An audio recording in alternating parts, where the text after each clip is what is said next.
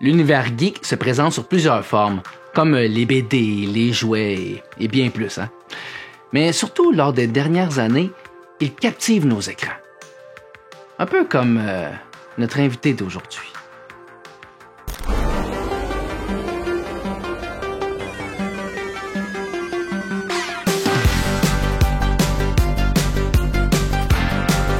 Nouveauté cette saison. Ouais, c'est comme un peu les épisodes Ultime Collectionneur. Ouais, ça. Je vous présente les épisodes Ultime Fan. Merci Vader. Donc, ce sont des épisodes consacrés à des personnalités connues et de leur passion geek. Alors, ça peut être une personnalité du monde geek que vous connaissez déjà, ou même, comme l'épisode-ci, une personnalité du petit écran. Mais aujourd'hui, je dois avouer, j'ai triché un peu. Parce que oui, vous pouvez le voir dans vos séries québécoises préférées depuis plusieurs années, mais il est aussi reconnu pour son côté geek très assumé. J'ai nommé Jean-François Beaupré. Et sa passion? Star Wars. Il pourrait être un allié très puissant. Ouais, mais je dirais plutôt que sa puissance est dans la qualité de sa collection et de la disposition de celle-ci dans son environnement. On pourrait littéralement qualifier son appartement de musée de Star Wars. Intéressant.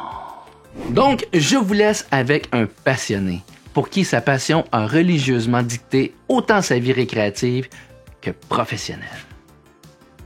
Ouais, Jeff, c'est Vader. As-tu déjà entendu parler de ça, toi, l'Empire Galactique? Parce que on trouve que tu fais très bien avec nous autres. Puis on aimerait bien ça t'auditionner pour un poste à mes côtés. Je pense qu'on est sur écoute. Il y a bien longtemps, dans une galaxie lointaine, très lointaine. C'est une époque de guerre civile. À bord de vaisseaux spatiaux opérant à partir d'une base inconnue, les rebelles ont remporté leur première victoire sur l'abominable Empire Galactique. Au cours de la bataille, les rebelles ont réussi à s'emparer des plans secrets de l'arme absolue de l'Empire, l'Étoile Noire, une station spatiale dotée d'un armement assez puissant pour annihiler une planète tout entière. Poursuivie par les sbires sinistres de l'Empire, la princesse Leia regagne sa base dans son vaisseau cosmique, porteuse des plans volés à l'ennemi qui pourront sauver son peuple et restaurer la liberté dans la galaxie. Comment a débuté ta passion pour Star Wars? Ben, ça remonte à ma tendre enfance. J'avais 7 ans quand le premier film est sorti en 1977, alors... Comme tous les petits garçons de mon âge, mais je dis bien comme tous les petits garçons de mon âge, j'ai trippé sur Star Wars. Je me souviens de la première fois que j'ai vu la publicité à la télévision. Theater near you. Star Wars, rated PG. Je jouais avec mes petits bonhommes des Micronautes. Fait que je trippais déjà sur la science-fiction. J'aimais les séries de science-fiction comme Star Trek, Perdu dans l'espace. Et je pense que Star Wars a été le spectacle ultime. C'était du jamais vu. Alors, évidemment, je trippais sur les effets spéciaux, mais j'ai trippé sur les personnages. C'est devenu vite des gens qui étaient très familiers pour moi. Je les ai aimés tout de suite. Es-tu plus rebelle ou empire? Je pense que dans l'âme, je suis vraiment plus rebelle. J'aime mieux le mot rebelle. J'aime ça être un rebelle. Moi, je pense que je suis plus rebelle. Vous vous rappelez sûrement de mon chum Steve, le plus grand collectionneur de Star Wars au Québec. Eh bien, c'est lui qui m'a donné le contact de Jean-François parce qu'ils sont de grands amis. On va le revoir au courant de l'épisode. Mais l'Empire, le côté obscur de la Force nous aura toujours attirés. Comme je dis, ça m'aurait pas dérangé d'être transpercé par la lame de Darth Vader. Le seul moment où est-ce que je me suis senti plus empire, c'est vraiment dans le côté cosplay. Le côté obscur reste très attrayant. Est-ce que ces aventures spatiales t'ont influencé pour ton métier de comédien? En fait... j'ai compris avec Star Wars que je voulais devenir comédien. Parce que, bon, avant 7 ans, qu'est-ce que veut devenir un petit gars? Tu sais, devenir police, pompier, astronaute, bon, tu rêves. Et j'ai eu un déclic avec Star Wars. Je comprenais évidemment que c'était pas vrai, mais je me laissais tellement prendre par la magie. J'ai fait, je veux faire rêver les gens comme je rêve en voyant La Guerre des Étoiles. Donc, devenir comédien. J'avais trouvé ma vocation comme ça. Attends un peu, JF. T'es pas le seul à être comédien. Les machines à sous, C'est aussi un jeu, mais c'est du hasard. Il n'y a pas d'arbitre pour arrêter le match. C'est moi ou il aurait bien fité dans le National de Québec? Bref, de retour à toi, Jeff. Et j'ai commencé à m'amuser à reproduire des scènes en m'enregistrant sur mes cassettes, tu sais, avec un petit tape recorder, le Play Record. Je mettais la musique de John Williams, j'avais le soundtrack, évidemment.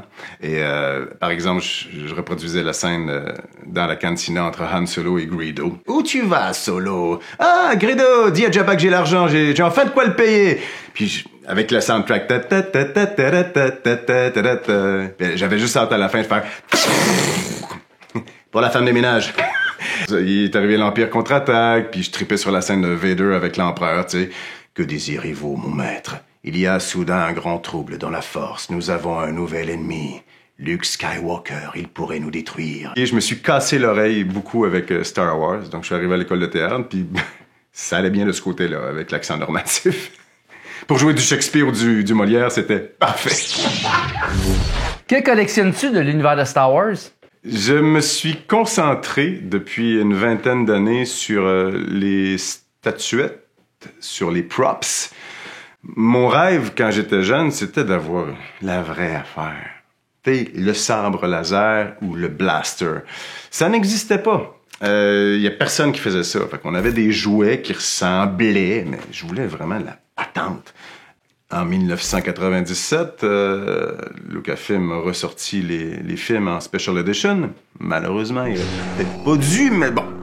Ce qui a relancé la vibe Star Wars, ça, c'était évidemment pour financer la prélogie 1, 2, 3, qui aurait peut-être pas dû tout réaliser non plus, mais ça, c'était une autre histoire, on pourra en parler aussi. Ce qui a fait en sorte que certaines compagnies se sont dit « Ah!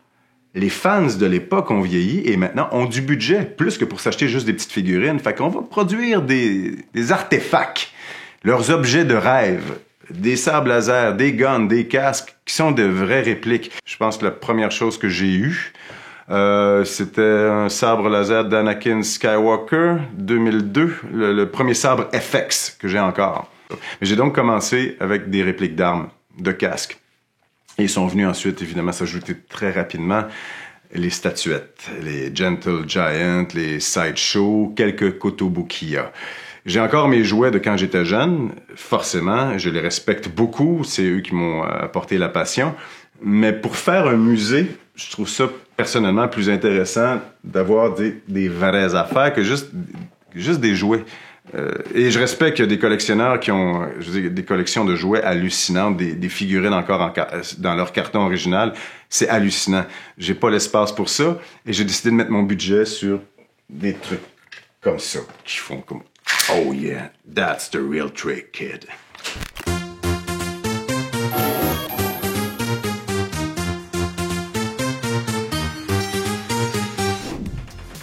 Hey, bienvenue chez moi, bienvenue au musée Star Wars. Venez, venez. On est dans la pièce principale chez moi, c'est ma salle à dîner en fait, et on a construit une bibliothèque exprès pour exposer les statuettes. C'est 3PO, mon hommage à Empire Strikes Back, des Master Replicas. Très cool. Ici la pièce Walk-in, c'est ici qu'on se change, et ben j'ai le grand plaisir de me changer avec mes amis. Et ah là là, les blasters, ça on peut pas les manquer, c'est des saints Graal pour moi. Ici, ben, on a une autre partie de la bibliothèque principale où on retrouve on a notre ami Grogu du Mandalorien, qui est un nouvel arrivage qui est arrivé à la fin de l'automne dernier. Et bien sûr, Greedo, qui est une pièce incontournable. Je pense qu'il y en a juste 300. Je suis bien content de l'avoir. Ce que j'aime souvent quand je vais dans les villes à l'étranger, quand je suis en voyage, je vais dans les magasins, tu sais, puis on a une espèce de vitrine avec plein de stocks. Des fois, c'est une espèce de fouillis, mais toujours des petits trésors cachés. Et c'est un peu dans cet esprit-là que j'ai imaginé ma vitrine ici. Je pense que ça crée un effet intéressant et ça agrandit la pièce. Et en même temps, ça me sert de bar. Parce que je suis un être très festif. Ici, j'ai une belle vitrine Ikea, très vintage, mais qui fonctionne. Où on retrouve des Atticus, du Gentle Giant, Master Replicas et les vaisseaux de Code 3, Code 3 en métal avec des pièces aimantées qu'on peut enlever. Donc on peut voir certaines parties du moteur et tout, c'est magnifique. Si on passe au salon, j'ai des illustrations de la peintre Cat Staggs que j'ai eu la chance de rencontrer à Célébration. Je pense que j'ai 3-4 toiles de Cat Staggs, une artiste que j'aime beaucoup. Le Millennium Falcon de Code 3, qui est une de mes pièces préférées, je crois. Si on parle de maquette de vaisseau, le Falcon, c'est un incontournable. Ça, c'est un achat qui m'a coûté très cher sur eBay. Tu sais, genre, je l'ai manqué, était en vente à une Celebration il y a très longtemps. Yoda, c'est mon grand-père. C'est l'âme de Star Wars pour moi. Il finit ce qu'il commence. Tu le fais ou tu ne le fais pas. Je ne connais pas la peur. Oui, tu auras peur. Tu auras peur. Et ben, comme je dis toujours, ma pièce préférée, parce que c'est là que je passe probablement le plus de temps dans une semaine, mon bureau. Je suis un fan de Ralph McQuarrie, l'artiste peintre avec lequel George Lucas a fait affaire au tout début du projet. Alors ici, c'est probablement mes pièces préférées, je dirais les sideshows de format premium de McQuarrie, avec quelques bustes aussi de Gentle Giant McQuarrie. Mon armoire à sabre laser. C'est sûr, je les ai pas tous, mais j'ai les principaux qui m'intéressent. Ici, j'ai un blaster de Han Solo, des illustrations que j'aime beaucoup, que j'ai eu la chance de récupérer à Célébration il y a 2 ans. Ah, un autographe de Mark Hamill, Luke Skywalker. Je l'ai jamais rencontré, mais bon, c'est pas grave. C'est mon grand frère pareil. Donc, je travaille avec Kylo Ren, Boba Fett. J'ai Luke, la statuette de Luke en rêveur, qui vient de rentrer, c'est un nouvel arrivage. Plein de bustes. Il y en a qui sont quand même très rares là-dedans. Les collectionneurs pourront le voir. Et le casque de Luke, si jamais j'ai une urgence, je peux mettre le casque et partir dans ma voiture en urgence. Avec, bien sûr, la ceinture de Han Solo aussi qui m'attend fièrement.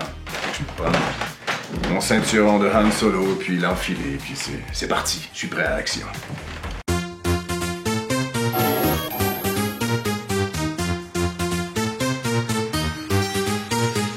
Tu fais partie de la 501e Légion. Ouais, la 501e et la Légion Rebelle aussi. Puis la Région Rebelle en plus. Ouais. Fait qu'est-ce qui te plaît dans cette communauté-là? Ben, c'est de rencontrer des geeks comme toi, forcément. Puis il y a vraiment j'ai vraiment fait de très très belles rencontres avec les années.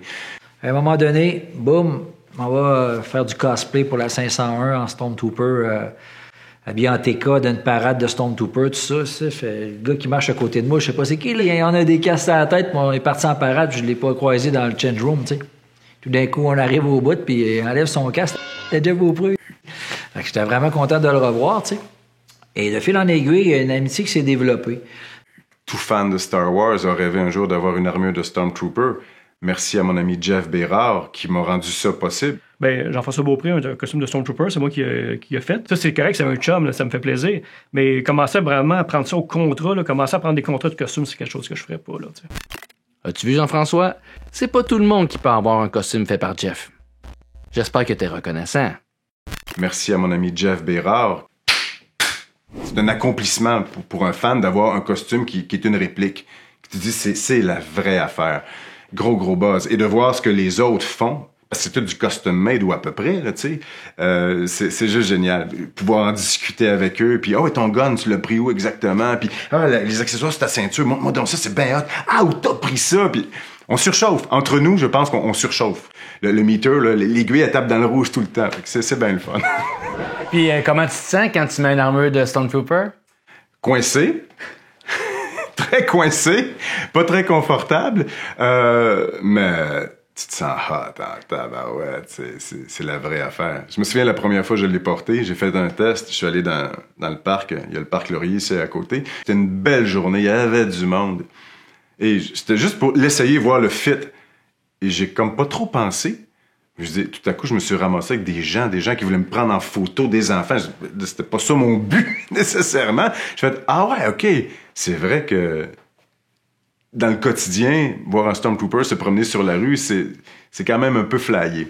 Alors, ben, c'est un gros buzz. Surtout que, tu sais, t'as le communicateur, tu sais, ce ne sont pas des droïdes que nous recherchons. C'est trop génial. T'as eu la chance de prêter ta voix pour la version francophone de Clone Wars. Ah oui. Dans le milieu du doublage, ça se sait que je suis un fan de Star Wars.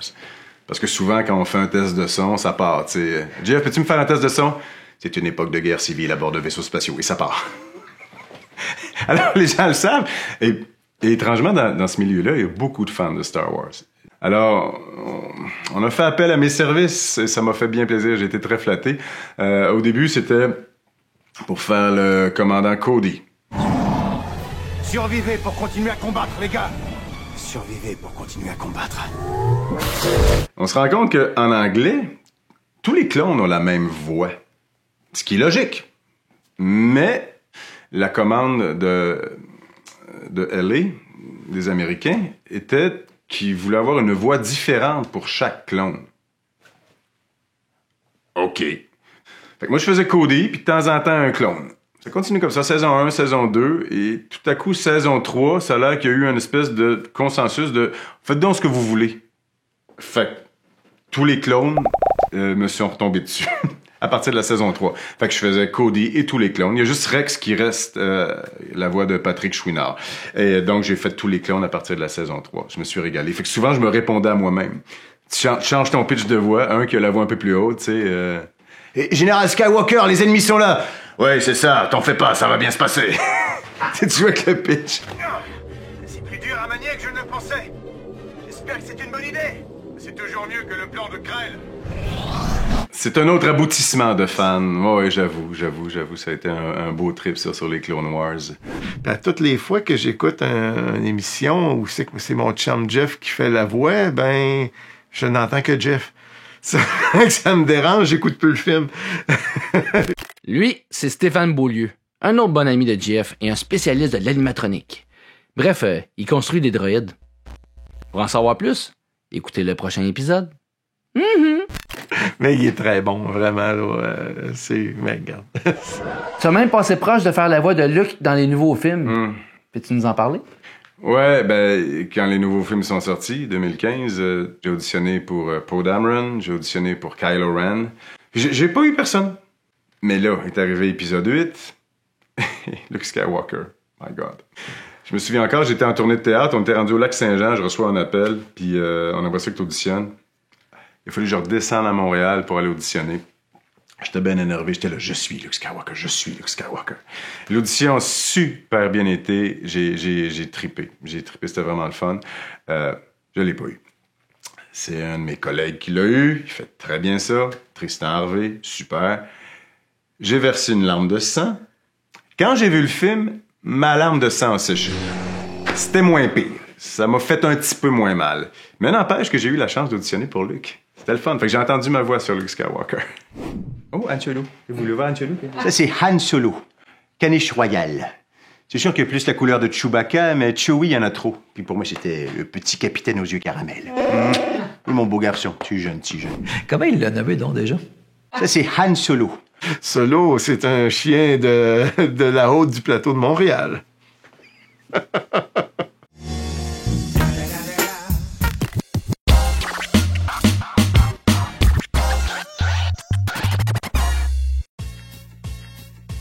Quelle est ta statue favorite? Ma statue favorite? Ou buste?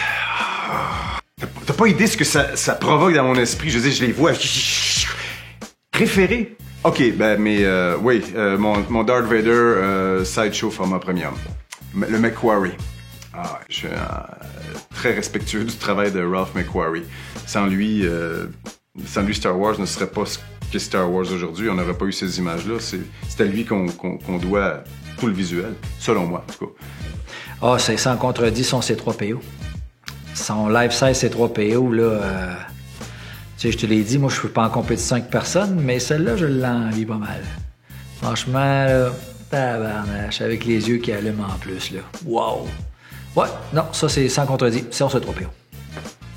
Quel est ton props favori?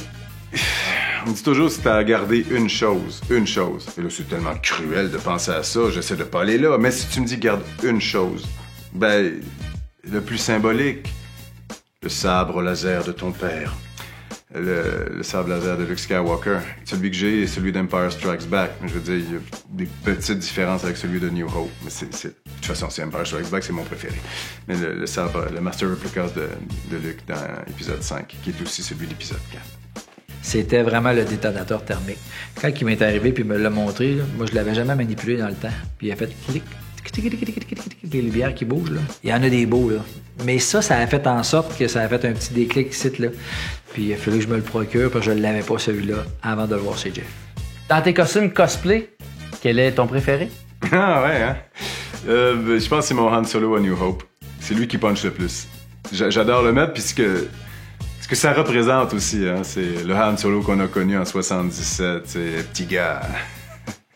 Prends ta pelle et ton seau et va jouer. C'est comme, si on peut éviter que les bonnes femmes s'en mêlent. Ce que ça représente, c'est Han Solo, alors j'aime beaucoup l'épisode 4, puis il est très confortable aussi à porter. Puis il look, il est vraiment cool. Ben écoute, j'ai pas le choix de te dire son costume dans Han Solo, Bespin, parce que je trouve qu'il va comme un gars. L'habit fait le moine, mais lui, il fait Han Solo. C'est lui qui m'a donné la bonne idée que je m'achète une ceinture à Chicago de Han Solo avec l'éclipse et je savais pas qu'il existait puis il y en avait chez Novos. Fait que c'est grâce à lui je l'ai, tu sais. Non, c'est Han Solo, certain.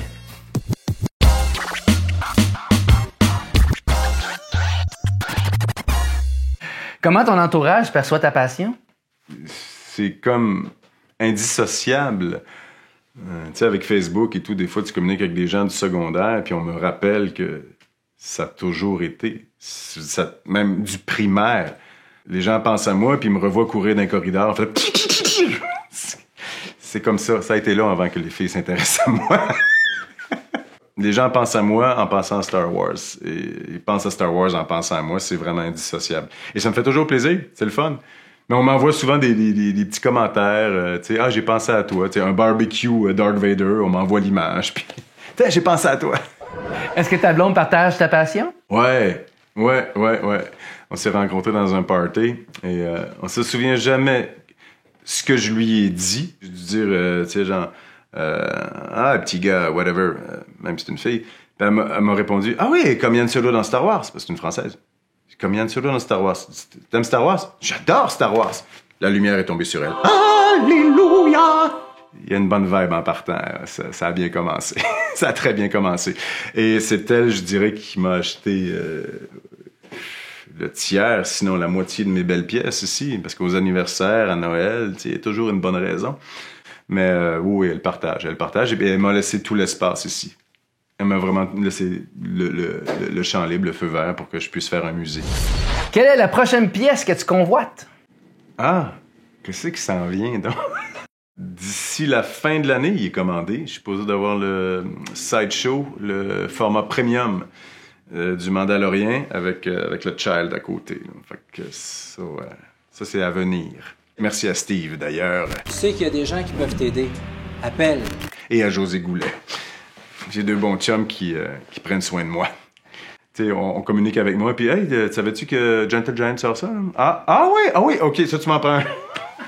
Et quel serait ton saint graal de la collection que tu aimerais posséder? Pas de limite? Oh, mon Dieu. Si j'avais l'espace, si j'avais la place, le Hat de Master Replicas, le Millennium Falcon de Master Replicas, c'est des pièces extraordinaires. Sinon, tu sais, c'est sûr qu'avoir un vrai prop, la vraie affaire, tu sais, c'est le prop qu'a utilisé Mark Hamill dans Empire Strikes Back. C'est impossible. Je sais pas, c'est comme toucher à l'inaccessible. C'est une espèce d'Eldorado. C'est comme, ah, yeah, ça serait trop cool de dire. Parce que j'ai des gens qui viennent ici, puis, hey, c'est-tu le vrai? Non, c'est pas le vrai, c'est une réplique du vrai. Le vrai, je dis, je pense que je pourrais payer mon appartement au complet, je pourrais payer mon hypothèque au complet si j'avais ça. C'est pas nécessaire, c'est bien correct. On rêve, on a le droit de rêver, et Star Wars sert à rêver. Qu'est-ce qui te plaît le plus dans la collection? Ah... Ce sentiment d'accomplissement.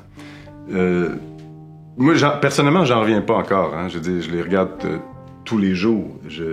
C'est mes amis, c'est ma famille. Ça crée une espèce de sécurité. Mais c'est un musée qui, pour moi, est ouvert aux gens, aux jeunes, aux moins jeunes. J'ai des enfants qui sont venus ici, ils ont les yeux écarquillés, puis qui viennent de voir les films pour la première fois, puis ils capotent. Puis ils arrivent ici avec leur petite figurine, c'est comme... Ah, OK, ça se peut. Les parents font non, pense-y même pas. Et j'ai des gars de ton âge ou un peu plus jeunes qui sont des passionnés de Star Wars et on a des discussions formidables. Donc, ça crée une communauté. Et j'aime ça rencontrer les gens, j'aime ça discuter de ma passion. Et pour moi, c'est l'exutoire ultime. Dans le monde dans lequel on vit est tellement fou, tellement stressant. Je fais un métier qui est très précaire. Alors, tout ça me permet de décrocher. C'est mon refuge. En quelques mots, peux-tu me décrire ta passion pour Star Wars? Ma passion est religieuse. Quand on me demande, t'es un fan de Star Wars?